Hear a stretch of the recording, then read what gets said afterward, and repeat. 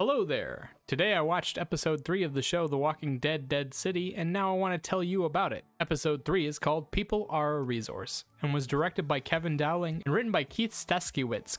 In the previous episode, Maggie and Negan linked up with a new group of survivors and helped them survive an attack. The Croat captured Pearlie Armstrong after finding him wrapped up in one of their traps, and Ginny escaped New Babylon in the middle of the night. In this episode, Maggie and Negan plan an attack on the Croat and his men with the help of their new friends. Ginny leaves New Babylon and heads out looking for Negan, and the Croat tries to persuade Pearlie to talk. The writing this week was highly dramatic, with a lot of tensions popping up in the group. Negan and Maggie continue to develop a strong bond between them, and we learn a lot more about Pearlie Armstrong. We also get a little bit of backstory about some of the new characters. There are moments that are a little bit larger than life, like when Pearlie beheads a zombie with some handcuffs, which is impossible unless that zombie didn't have a spine, or those are magic bone-cutting handcuffs, but generally the writing makes sense. There is also a bit of excitement alongside the drama. We get a cage match between Pearlie and some zombies in which he performs admirably, and a little bit of surprise action back in the group of survivors that ends with a brutal death. There's lots of good character development this week, and we see a little bit more of the Croat's operations.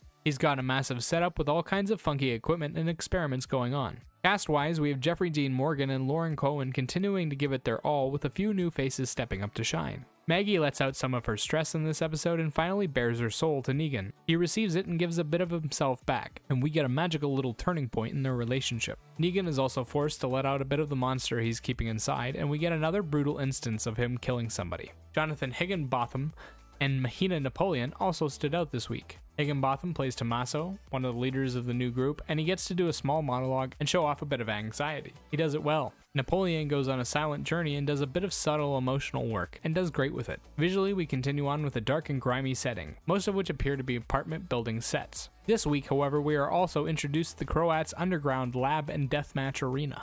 We get to see some new and weird visuals involving people being shoved into vats and the Croat's men inhaling their vapors. It's a neat little area, and it sets up the story for a lot of twisted fun. We didn't get as much action as last week, but the little bit that we got was brutal zombie slaying with a short one-on-one that ended with a gnarly death. Sound-wise, the episode employs background instrumentals to fill out the scenery. It does an okay job, but whale noises and repetitive beats make up the majority of the sounds you hear. There is one standout moment, however, when they're praying at dinner. Luther steps up and starts humming a tune while the rest of them hold objects that remind them of those they've lost. It was a nice little moment that added quite a bit of culture to the show. Overall, this week's episode had a lot of setup and drama in it, and felt like a calm before the storm episode. We got a little bit of action in the form of a human on zombie cage match and a human versus human fight, and we got to see the Croat's lair. There was a nice little musical moment and a lot of lore building. They didn't try anything new, but it was a lot of fun. 8 out of 10. And remember, these are just my thoughts on the episode. Let me know what you think in the comment section down below.